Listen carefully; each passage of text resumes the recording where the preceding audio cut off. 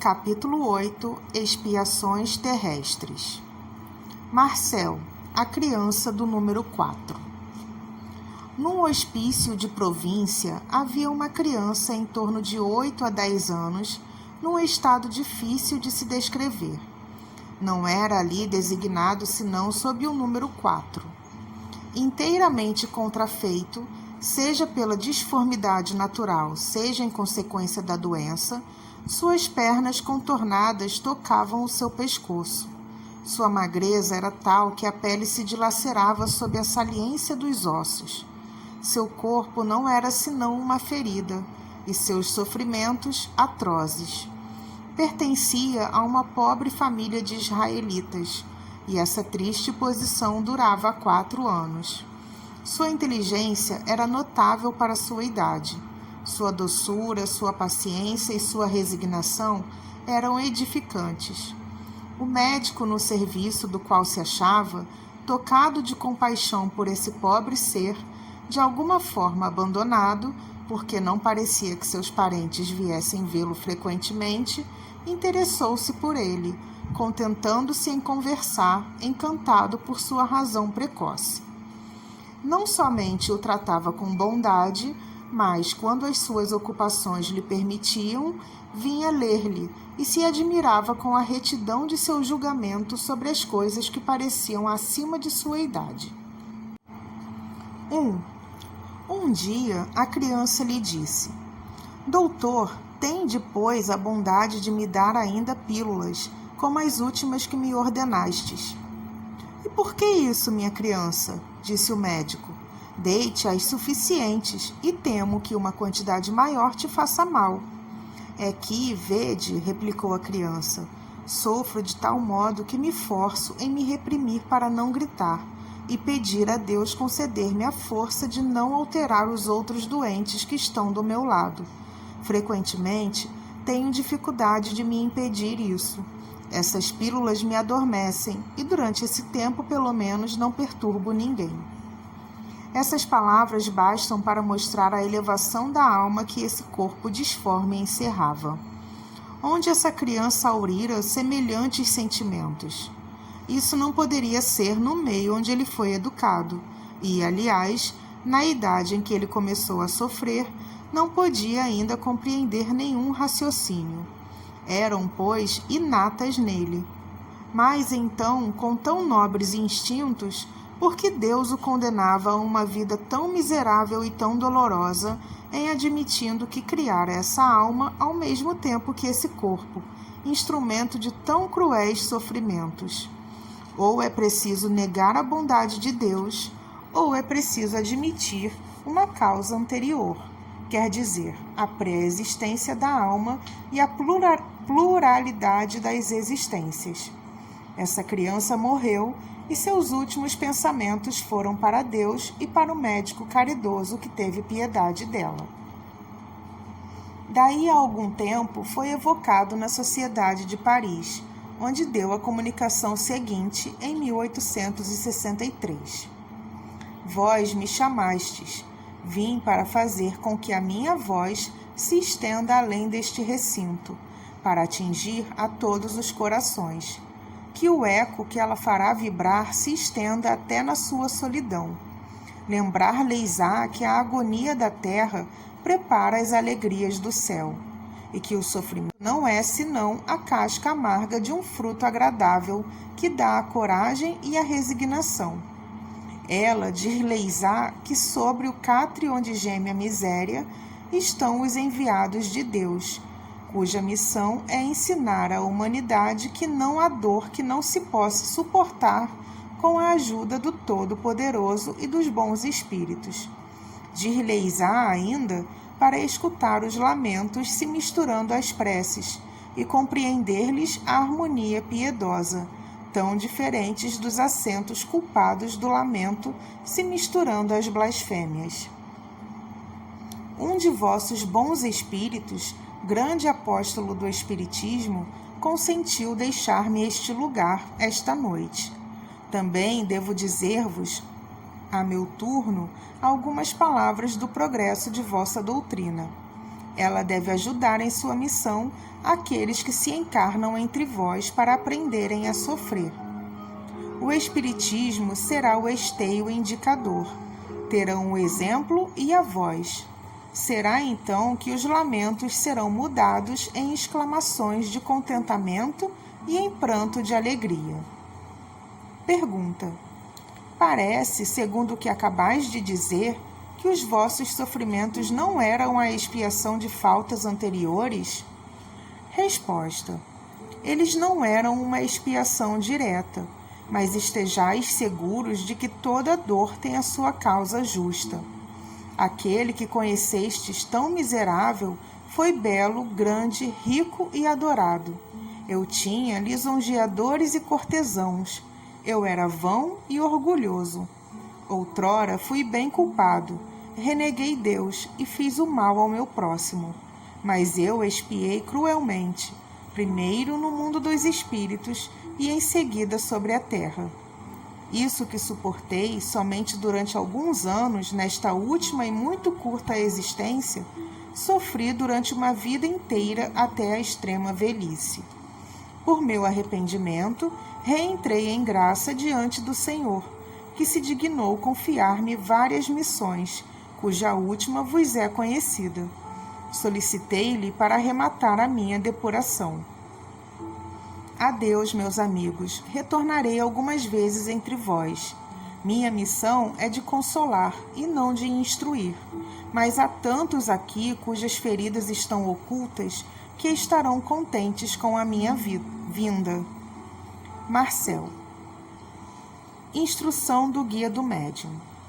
Pobre pequeno ser sofredor, raquítico, ulceroso e disforme. Quantos gemidos fazia ouvir nesse asilo de miséria e de lágrimas, e malgrado a sua tenra idade, como era resignado e como a sua alma já compreendia o objetivo dos sofrimentos. Sentia bem que, além do túmulo, esperava uma recompensa por tantos lamentos abafados. Também, como ele orava por aqueles que não tinham, como ele, a coragem de suportar os seus males, para aqueles, sobretudo, que lançavam ao céu blasfêmias em lugar de preces. Se a agonia foi longa, a hora da morte não foi terrível.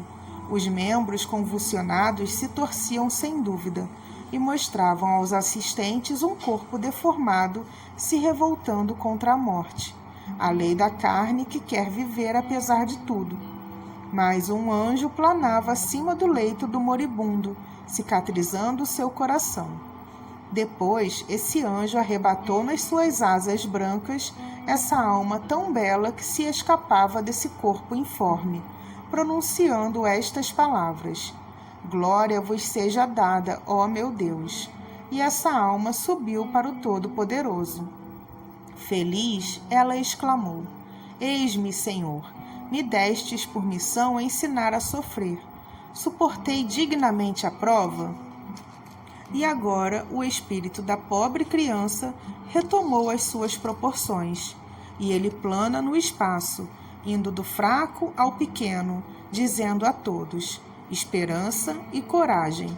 Liberto de toda a matéria e de toda a mancha, está ali junto de vós. Vos fala, não mais com a sua voz sofredora e lamentosa, mas com varonil acento. Ele vos disse: aqueles que me viram olharam a criança que não murmurava, auriram a calma para os seus males, e os seus corações se fortaleceram na doce confiança em Deus. Eis o objetivo de minha curta passagem sobre a terra. Santo Agostinho. Isímel Slisgo era um pobre israelita de Vilna, morto em maio de 1865. Durante 30 anos mendigara com uma tigela na mão. Por toda parte na cidade conhecia-se o seu grito: lembrai-vos dos pobres, das viúvas e dos órfãos. Durante esse tempo, Slisgo reunira 90.000 rublos, mas não guardou um centavo para si. Aliviava os doentes, dos quais ele mesmo cuidava. Pagava o ensino de pobres crianças. Distribuía aos necessitados os comestíveis que se lhe davam. A noite era consagrada à preparação de tabaco de aspirar que o mendigo vendia para prover as suas próprias necessidades. O que lhe restava pertencia aos pobres. Exímio era só no mundo. No dia do seu enterro, uma grande parte da população da cidade seguiu o seu séquito e as lojas foram fechadas. Sociedade Espírita de Paris, 15 de junho de 1865. Evocação. Muito feliz e, enfim, chegado à plenitude de minha ambição, que paguei bem cara. Estou aqui, no vosso meio, desde o começo dessa noite. Agradeço-vos por vos ocuparem com o espírito de um pobre mendigo, que, com alegria, vai tratar de responder às vossas perguntas. Pergunta. Uma carta de Vilna deu-nos a conhecer as particularidades mais notáveis de vossa existência. Foi pela simpatia que elas nos inspiram que tivemos o desejo de conversar convosco. Nós vos agradecemos por terdes vindo ao nosso chamado, e uma vez que consentis em nos responder, estaremos felizes por nossa instrução de conhecer a vossa situação como espírito e as causas que motivaram o gênero de vossa última existência. Resposta. Inicialmente, concedei ao meu espírito, que compreende a sua verdadeira posição, o favor de vos dizer a sua opinião sobre um pensamento que vos chegou a meu respeito. Reclamo os vossos conselhos se ele for falso. Achais singular que a manifestação pública tomou um tal desenvolvimento para render homenagem ao homem, de nada que soube, por sua caridade, atrair para si uma tal simpatia. Não digo isso por vós, caro mestre, nem por ti, caro médium, nem por todos vós, espíritas verdadeiros e sinceros, mas falo pelas pessoas indiferentes à crença. Nada há aí de espantoso. A força de pressão moral que a prática do bem exerce sobre a humanidade é tal que, por mais materializada que se seja, sempre se inclina. Saúda-se o bem, apesar da tendência que se tem para o mal. Agora chego às vossas perguntas, que de vossa parte não são ditadas pela curiosidade, mas formuladas simplesmente em vista da instrução geral. Vou, pois, uma vez que para isso tenho liberdade, dizer-vos com a mais possível brevidade quais foram as causas que motivaram e determinaram a minha última existência. Há vários séculos eu vivia com o título de rei, ou pelo menos de príncipe soberano. No círculo de meu poder, relativamente estreito, ao lado de vossos estados atuais, era o senhor absoluto do destino de meus súditos. Eu agia como tirano, digamos a palavra, como carrasco. De um caráter imperioso, violento, avaro e sensual, vedes aqui qual deveria ser a sorte dos pobres seres que viviam sob as minhas leis. Abusava de meu poder para oprimir o fraco, para fazer contribuir toda espécie de ofícios de trabalhos, de paixões e de dores, a serviço de minhas próprias paixões. Assim, atingi com uma renda o produto da mendicância. Ninguém podia mendigar sem que, antecipadamente, tomasse a minha larga parte do que a piedade humana deixasse cair na bolsa da miséria. Mais que isso, a fim de não diminuir o número de mendigos entre os meus súditos, proibia aos infelizes darem aos seus amigos, aos seus parentes, aos seus próximos, a fraca parte que restava a esses pobres seres. Em uma palavra, fiz tudo o que há de mais impiedoso contra o sofrimento e a miséria. Perdi, enfim, o que chamais a vida, em tormentos e sofrimentos horríveis. Minha morte foi um modelo de terror para todos aqueles que, como eu, em menor escala, partilhavam a mesma maneira de pensar. Permaneci no estado de espírito errante 3 séculos e meio, e quando, ao cabo desse lapso de tempo, compreendi que o objetivo da encarnação Era diferente daquele que os meus sentidos grosseiros e obtusos me fizeram perseguir. Obtive, à força de preces, de resignação e de lamentos, a permissão de tomar a tarefa material de suportar os mesmos sofrimentos, e mais ainda, que fizera suportar. Obtive essa permissão e Deus me deixou o direito, por meu livre-arbítrio, de aumentar os meus sofrimentos morais e físicos. Graças ao socorro dos bons espíritos que me assistiam, persisti na minha resolução de praticar o bem, e por isso agradeço-lhes, porque me impediram de sucumbir sob a tarefa que tomara. Enfim, cumpri uma existência que resgatou, pela sua abnegação e sua caridade, o que a outra fora de cruel e de injusta. Nasci de pais pobres, órfão de boa hora. Aprendi a bastar-me a mim mesmo, na idade em que se é ainda considerado como incapaz de compreender. Vivi só, sem amor, sem afeições, e, mesmo no começo de minha vida, suportei a brutalidade que exercera sobre os outros. Diz-se que as somas recolhidas por mim foram todas consagradas ao alívio de meus semelhantes. É um fato exato, e sem ênfase como sem orgulho, acrescento que, com frequência, ao preço de privações relativamente fortes, muito fortes, aumentei o bem que me permitia fazer a caridade pública. Morri com calma, confiante no preço que obtivera a reparação feita por minha última existência, e estou recompensado, além de minhas secretas aspirações. Hoje sou feliz, bem feliz em poder vos dizer que quem se eleva será rebaixado, e que aquele que se humilha será elevado. Pergunta: quereis nos dizer, eu vos peço, em que consistiu a vossa expiação no mundo dos espíritos e quanto tempo ela durou desde a vossa morte até o momento em que a vossa sorte foi abrandada pelo efeito do arrependimento e das boas resoluções que tomastes? Dizei-nos também o que provocou em vós essa mudança nas vossas ideias no estado de espírito. Resposta: remeteis-me em memória de lembranças muito dolorosas. Quanto sofri, mas não me queixo, eu me recordo. Quereis saber de qual natureza foi a minha expiação. Ei-la em todo o seu terrível horror. Carrasco, como vos disse, de toda espécie de bom sentimento, permaneci muito tempo, bem muito tempo, ligado pelo meu perispírito ao meu corpo em decomposição. Sentia-me até a sua completa putrefação, roído pelos vermes que me faziam sofrer muito. Quando fui desembaraçado dos laços que me prendiam a um instrumento de meus suplícios, suportei um ainda mais cruel. Depois do sofrimento físico, veio o sofrimento moral, e este durou muito mais tempo ainda que o primeiro. Fui colocado em presença de todas as vítimas que torturara. Periodicamente, e por uma força maior que a minha, era conduzido em face de minhas ações culposas.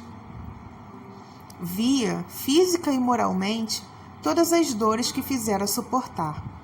Ó, meus amigos, quanto é terrível a visão constante daqueles a quem se fez o mal. Disso, tendes um fraco exemplo entre vós, na confrontação do acusado contra a vítima. Eis, abreviadamente, o que sofri durante 2 séculos e meio, até que Deus, tocado pela minha dor e o meu arrependimento, solicitado pelos guias que me assistiam, permitiu que tomasse o caminho de expiação que conheceis. Pergunta: um motivo particular vos levou a escolher a vossa última existência na religião israelita? Resposta: não escolhi por mim, mas aceitei segundo o conselho de meus guias. A religião israelita acrescentava uma pequena humilhação a mais em minha vida de expiação, porque, sobretudo em certos países, a maioria dos encarnados despreza os israelitas, e particularmente os judeus mendigos. Pergunta: na vossa última existência, em que idade começastes a executar as resoluções que tomastes? Como esse pensamento vos chegou? Durante o tempo que exercíeis assim a caridade, com tanta abnegação, tinhais uma intuição qualquer da causa que a isso vos levava? Resposta: nasci de pais pobres, mas inteligentes e ávaros. Jovem ainda, fui privado da afeição e das carícias de minha mãe. Senti por sua perda um desgosto tanto mais vivo que meu pai, dominado pela paixão do ganho, abandonou-me inteiramente. Meus irmãos e minhas irmãs, todos mais velhos do que eu, não pareciam perceber os meus sofrimentos. Um outro judeu, maduro para um pensamento mais egoísta do que caridoso, recolheu-me e me fez aprender a trabalhar. Ele recobrava largamente pelo produto de meus trabalhos, que, com frequência, ultrapassavam as minhas forças, o que pudera lhe custar. Mais tarde, livrei-me desse jugo e trabalhei para mim. Mas, por toda parte, na atividade como no repouso, era perseguido pela lembrança dos carinhos de minha mãe, e à medida que avançava em idade, a sua lembrança se gravava mais profundamente em minha memória, e eu lamentava mais esses cuidados e o seu amor. Logo permaneci o único de meu nome. A morte, em alguns meses, levou toda a minha família. Foi então que começou a se revelar a maneira pela qual deveria passar o resto de minha existência. 2 de meus irmãos deixaram órfãos. Emocionado pela lembrança do que havia sofrido, quis preservar esses pobres e pequenos seres de uma juventude semelhante à minha, e o meu trabalho, não podendo bastar para nos fazer subsistir a todos, comecei a estender a mão, não por mim, mas pelos outros. Deus deveria me deixar a consolação de gozar de meus esforços. As pobres crianças me deixaram para sempre. Via bem o que lhes faltou. Era sua mãe. Resolvi, então, pedir a caridade para viúvas infelizes que, não podendo bastar a elas e aos seus filhos, se impunham privações que as conduziam ao túmulo, deixando pobres órfãos, que permaneciam assim abandonados e votados aos tormentos que eu mesmo suportava. Tinha 30 anos quando, cheio de força e de saúde, se me viu mendigar pela viúva e o órfão. Os começos foram penosos e suportei mais que uma palavra humilhante. Mas, quando se viu que eu distribuía realmente tudo o que eu recebia em nome dos meus pobres, quando se me viu a isso juntar ainda o excesso de meu trabalho, adquiri uma espécie de consideração, que não era sem encanto para mim. Vivi 60 e alguns anos, e jamais faltei à tarefa que me impusera. Nunca, não mais uma advertência da consciência veio fazer-me supor que um motivo anterior à minha existência fosse um móvel da minha maneira de agir. Somente um dia, antes de começar a estender a mão, ouvi estas palavras: não façais aos outros o que não quereis que se vos faça. Permaneci atingido pela moralidade geral contida nessas poucas palavras que, bem frequentemente, me surpreendia a acrescentar-lhes estas: mas fazei-lhes, ao contrário, o que quererias que vos fosse feito. A lembrança de minha mãe e de meus sofrimentos me ajudando, continuei a caminhar numa carreira que minha consciência me dizia boa. Vou terminar esta longa comunicação dizendo-vos obrigado. Ainda não sou perfeito, mas sabendo que o mal não conduz senão ao mal, farei de novo, como o fiz, o bem para recolher a felicidade. Isímel Slisgow. Julienne Marie, a mendiga. Na comuna de La Villette, perto de Nozay, Loire Inferior, havia uma pobre mulher chamada Julienne Marie, velha, enferma e que vivia de caridade pública.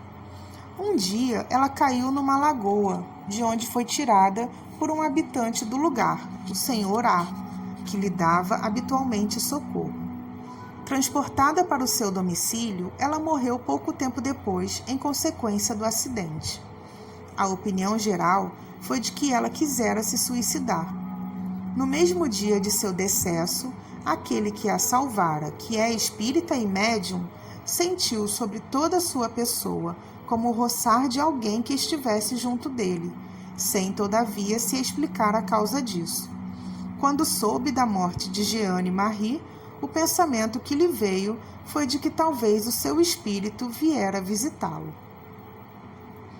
Segundo o conselho de um de seus amigos, membro da Sociedade Espírita de Paris, a quem dera conta do que se passara, fez a evocação dessa mulher, com o objetivo de ser-lhe útil, mas, preliminarmente, pediu conselho aos seus guias protetores, dos quais recebeu a resposta seguinte: podes fazê-lo, e isto lhe dará prazer, embora o serviço que te propões prestar-lhe seja-lhe inútil. Ela está feliz e toda devotada com todos aqueles que com ela se compadeceram. És um dos seus bons amigos. Ela não te deixa mais e conversa contigo frequentemente com o teu desconhecimento. Cedo ou tarde, os serviços prestados serão recompensados. Se não for pelo beneficiado, será por aqueles que se interessam por ele, antes de sua morte como depois.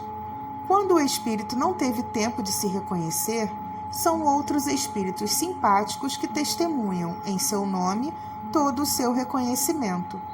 Eis o que se explica o que sentistes no dia de seu decesso. Agora é ela quem te ajuda no bem que queres fazer. Lembra-te do que Jesus disse: aquele que for rebaixado será elevado. Terás a medida dos serviços que ela poderá te prestar, se todavia não lhe pedires assistência, senão para ser útil ao teu próximo. Evocação.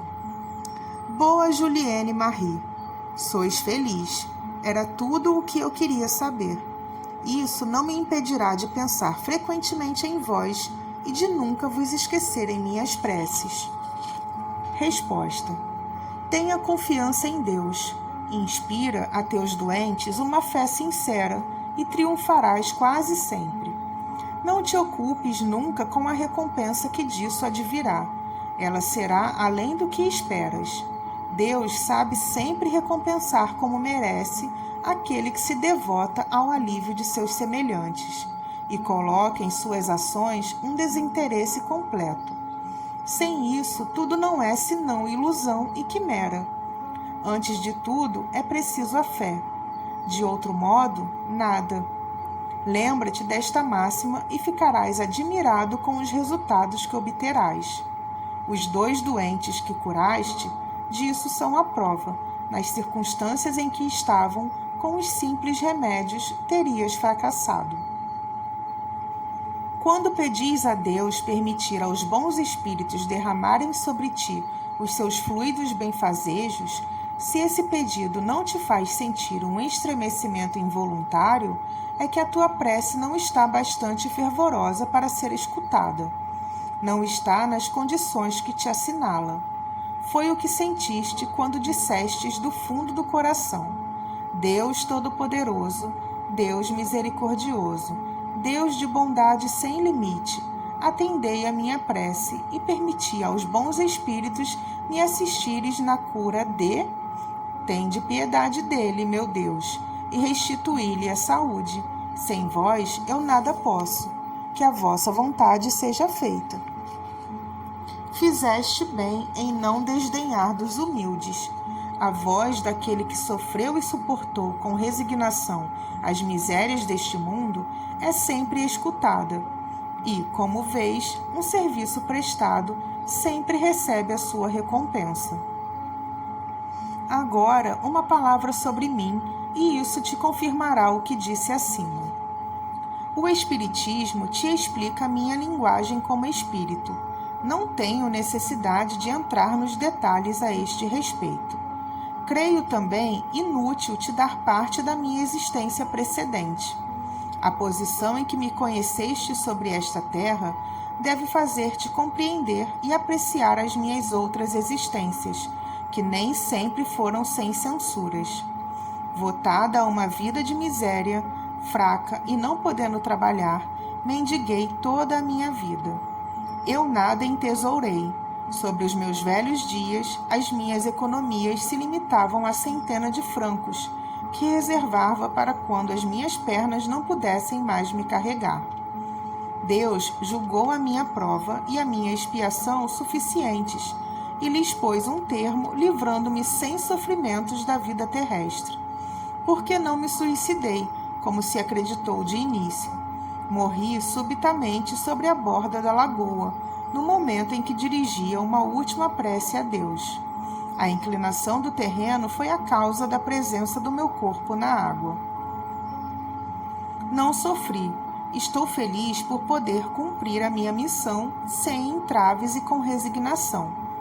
Tornei-me útil na medida das minhas forças e de meus meios, e evitei de fazer o mal ao meu próximo.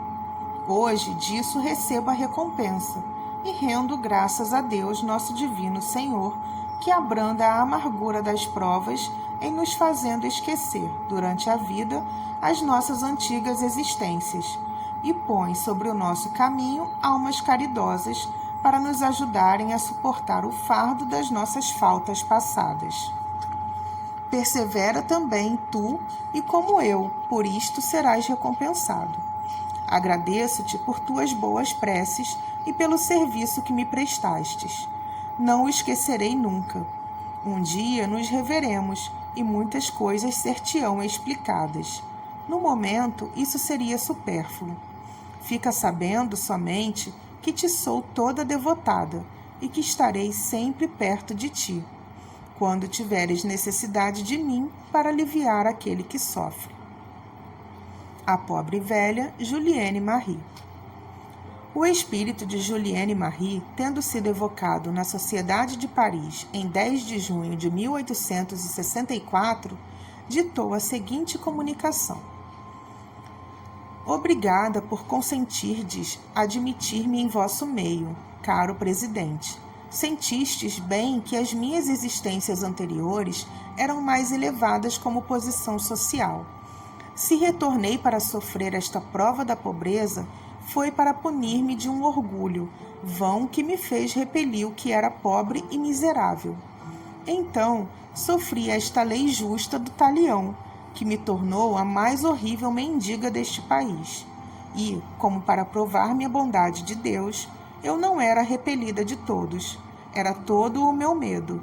Também suportei a minha prova sem murmurar, pressentindo uma vida melhor, de onde não deveria mais retornar sobre esta terra de exílio e calamidade.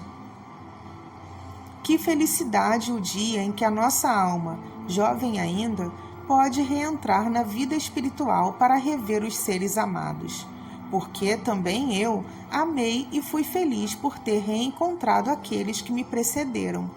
Obrigada.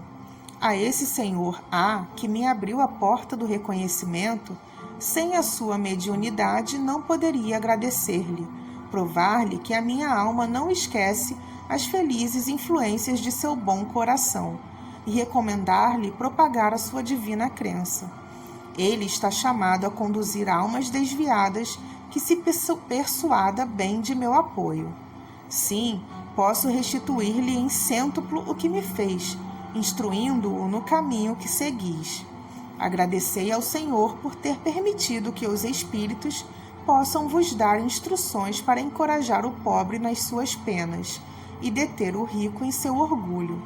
Sabei compreender a vergonha que há em repelir um infeliz, que eu vos sirva de exemplo, a fim de evitar que venham, como eu, expiar as vossas faltas por essas dolorosas posições sociais que vos colocam tão baixo e fazem de vós o resto da sociedade.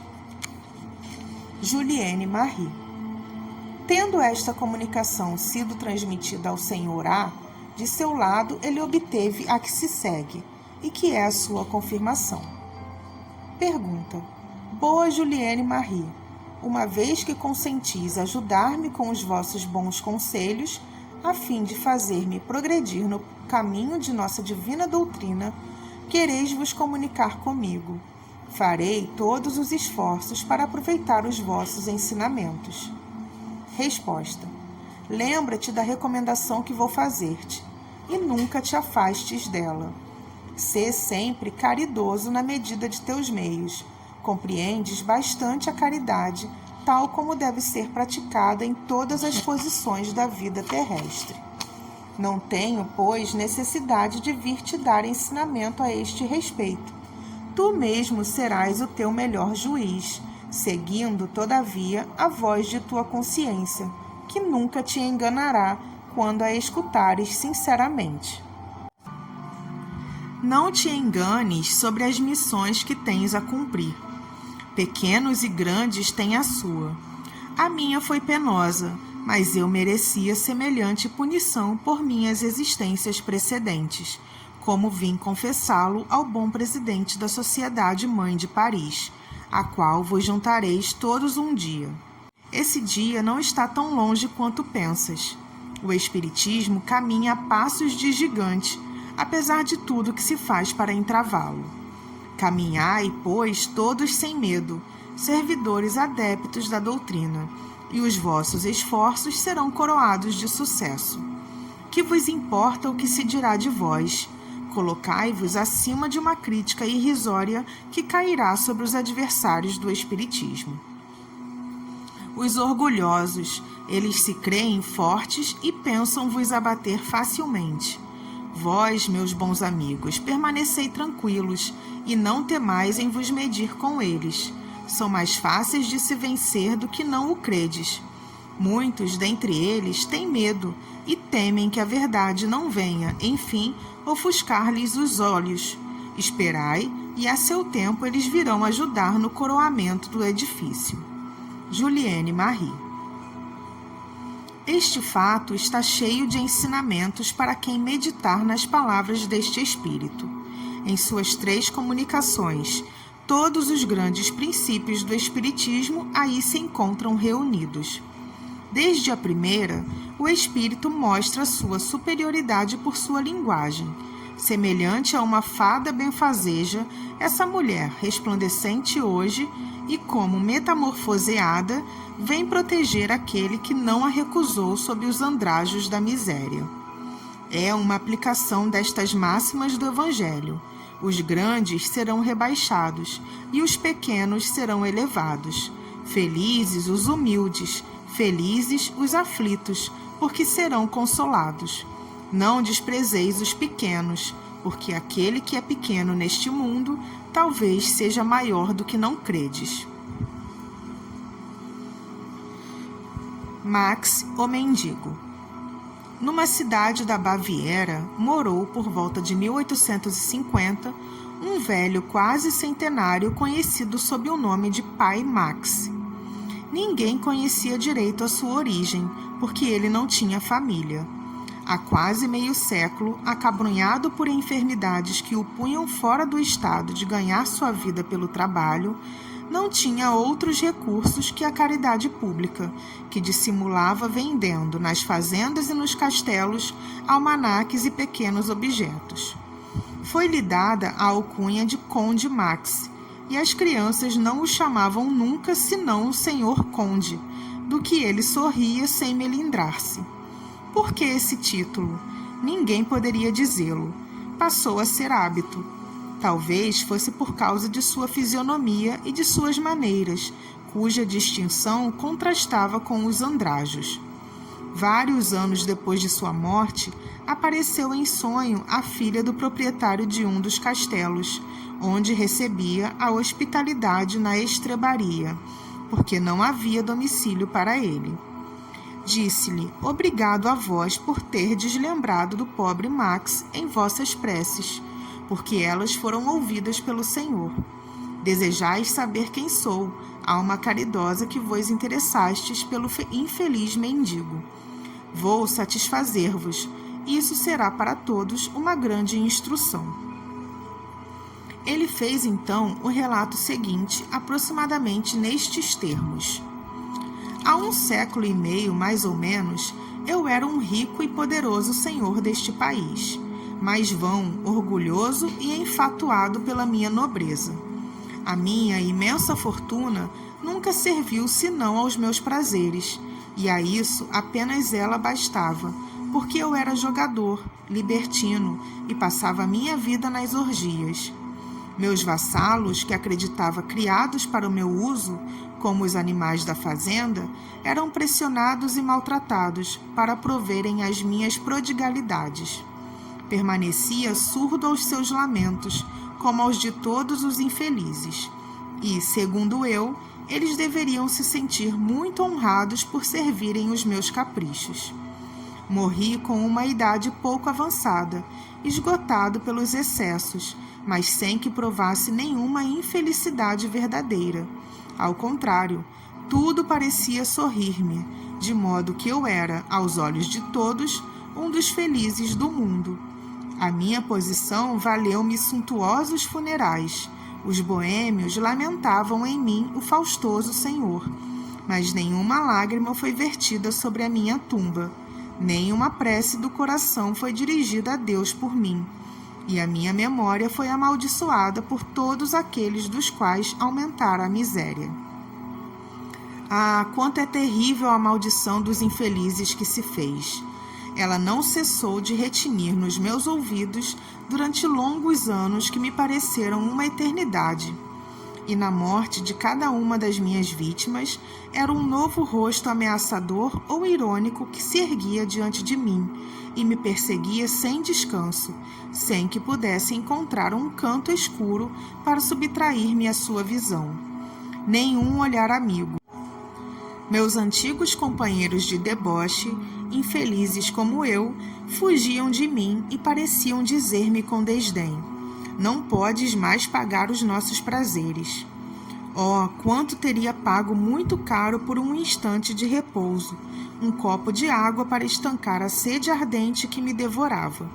Mas eu não possuía mais nada, e todo o ouro que semeei, a mãos cheias, sobre a terra, não produzira uma única bênção, nenhuma só, entendeis, minha filha?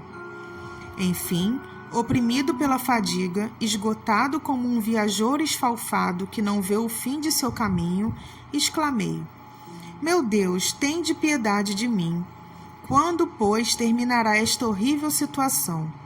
Então, uma voz, a primeira que eu ouvia desde que deixara a terra, disse-me: quando tu quiseres. Que é necessário fazer, grande Deus? Respondi eu. Dizei-me, submeterei a tudo. É necessário o arrependimento, humilhar-te diante daqueles que humilhastes, pedir-lhes para que intercedam por ti, porque a prece do ofendido que perdoa é sempre agradável ao Senhor. Eu me humilhei, pedi aos meus vassalos, meus servidores que estavam ali diante de mim, e cujos rostos, de mais em mais benevolentes, acabaram por desaparecer. Isto foi, então, para mim, como uma nova vida. A esperança substituiu o desespero, e agradeci a Deus com todas as forças de minha alma.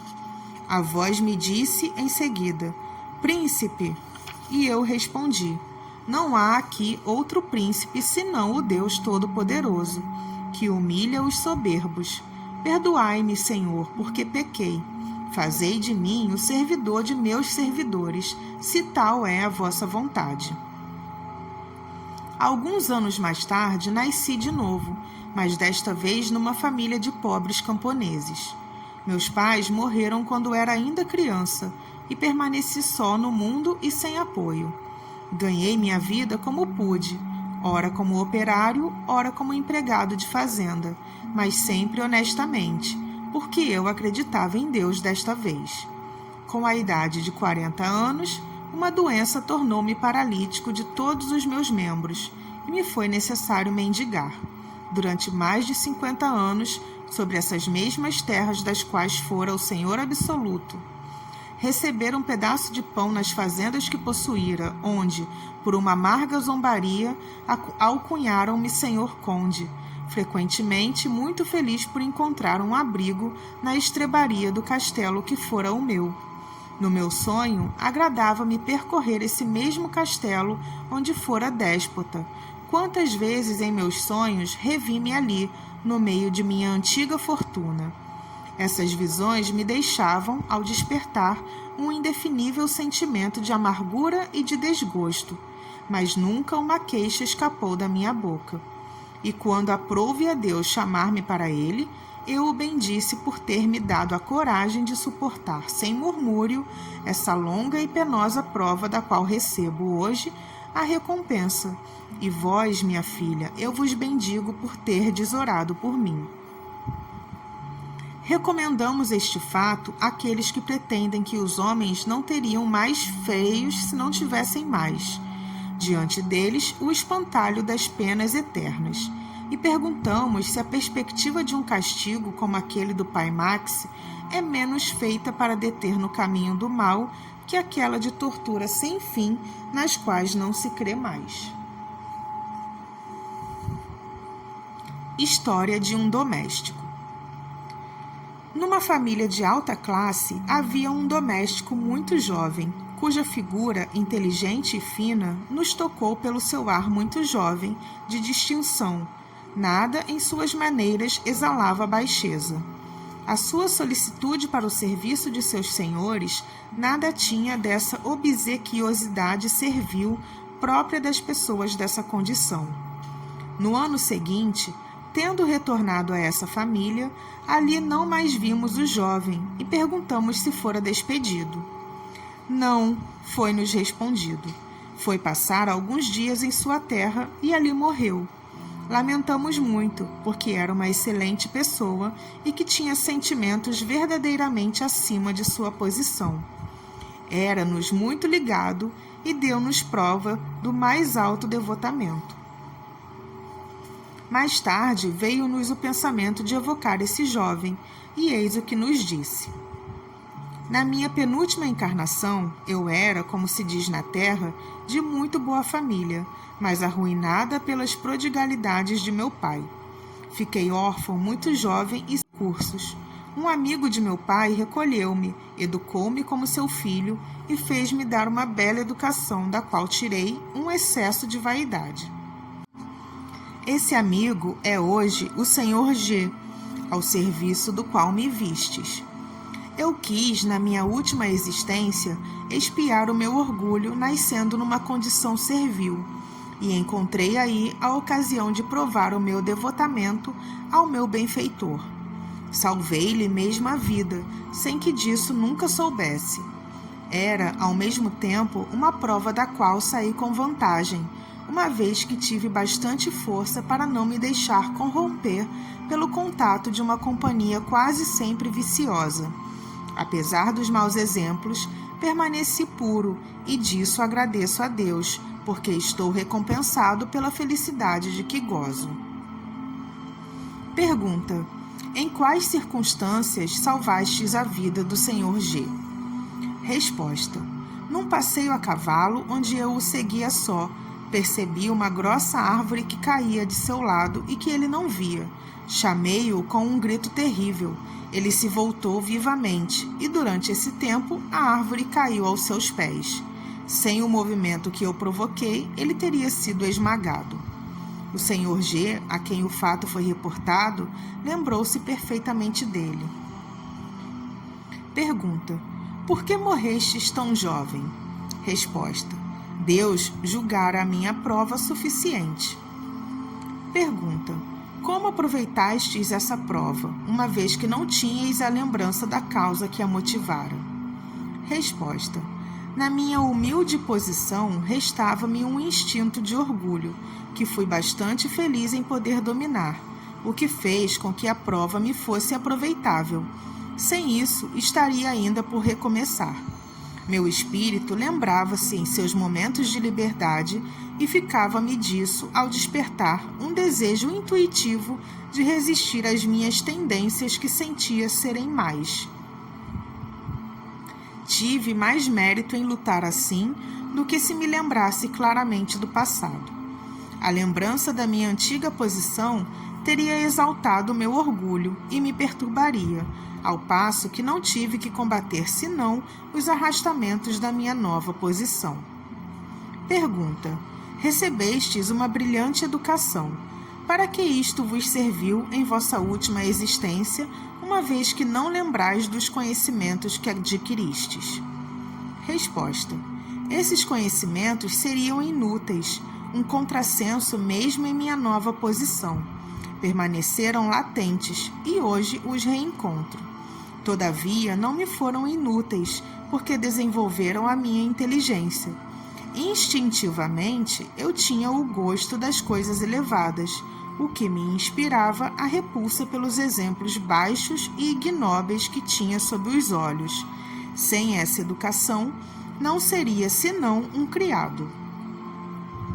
Pergunta: os exemplos de servidores devotados aos seus senhores até a abnegação têm por causa as relações anteriores?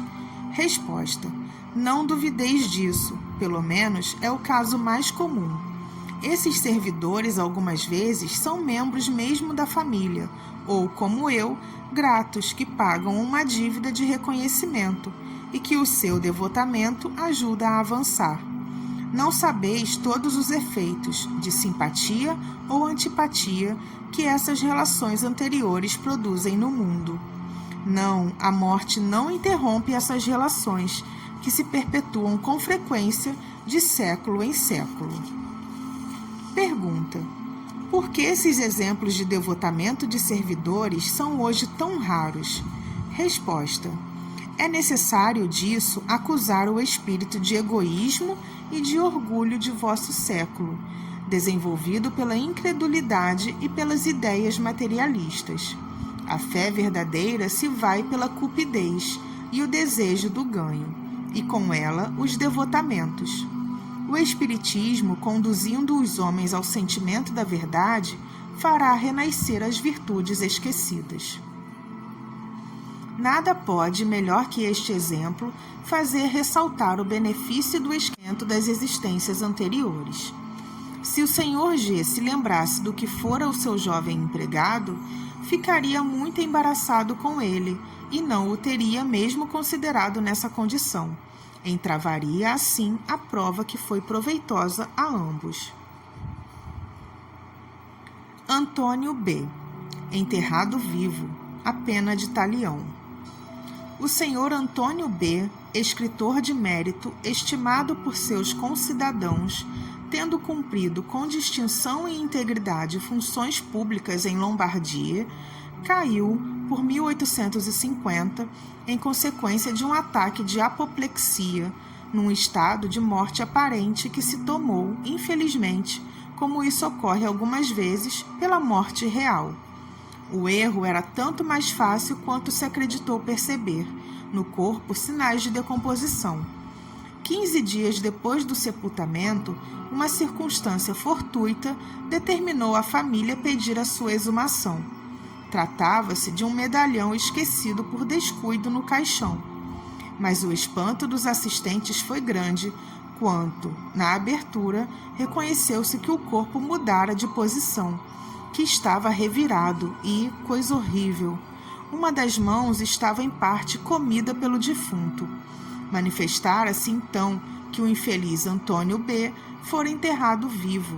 Deve ter sucumbido sob a opressão do desespero e da fome.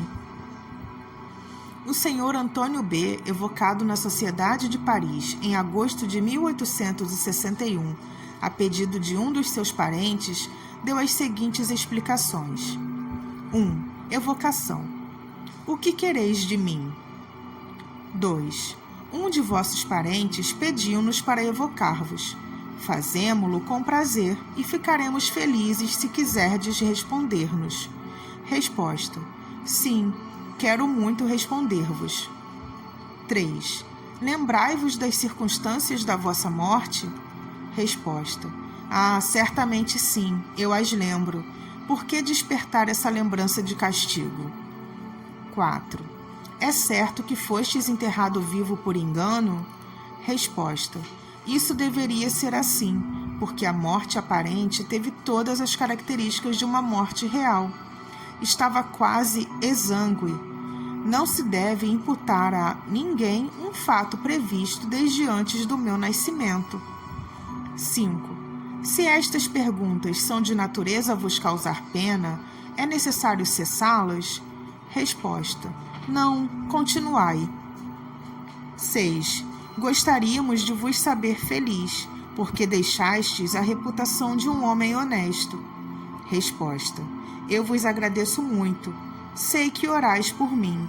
Vou tratar de responder, mas se fracassar, um de vossos guias me suprirá. 7. Podeis descrever as sensações que experimentastes nesse momento terrível? Resposta: oh, que prova dolorosa! Sentir-se fechado entre 4 tábuas de maneira a não poder movimentar nem mexer-se, não poder chamar, a voz não ressoando mais num meio privado de ar. Oh, que tortura de um infeliz que se esforça em vão para aspirar numa atmosfera insuficiente e desprovida da parte respirável. Ai de mim! Era como um condenado à goela de um forno, salvo o calor. Oh, não desejo a ninguém semelhantes torturas. Não desejo a ninguém um fim como o meu. Ai de mim! Cruel punição de uma cruel e feroz existência. Não me pergunteis em que pensava, mas eu mergulhava no passado e entrevia vagamente o futuro. 8. Dissestes, cruel punição de uma feroz existência, mas a vossa reputação, até este dia intacta, não faria supor nada semelhante. Podeis explicar-nos isso? Resposta: que é a duração da existência na eternidade? Certamente tratei de agir bem na minha última encarnação, mas este fim fora aceito por mim antes de reentrar na humanidade. Ah, por que me interrogar sobre esse passado doloroso que só eu conhecia, assim como os espíritos ministros do Todo-Poderoso? Sabei, pois, uma vez que é necessário vô-lo dizer, que numa existência anterior eu murara uma mulher, a minha, toda viva numa pequena adega. Foi a pena de talião que devia aplicar-me, dente por dente, olho por olho. 9. Nós vos agradecemos por consentirdes em responder às nossas perguntas e pedimos a Deus vos perdoar o passado em favor do mérito de vossa última existência. Resposta: eu retornarei mais tarde. De resto, o espírito de Erasto quererá completar. Instruções do Guia do Médium. O que deveis retirar deste ensinamento é que todas as vossas existências se ligam e que nenhuma é independente das outras. Os cuidados, a confusão, como as grandes dores que ferem os homens, são sempre as consequências de uma vida anterior criminosa ou mal empregada. Entretanto, devo vos dizer, os fins semelhantes ao de Antônio B. são raros, e esse homem, cuja última existência foi isenta de censuras, terminou desse modo é que solicitara ele mesmo uma morte semelhante, a fim de abreviar o tempo de sua erraticidade e atingir mais rapidamente as esferas elevadas.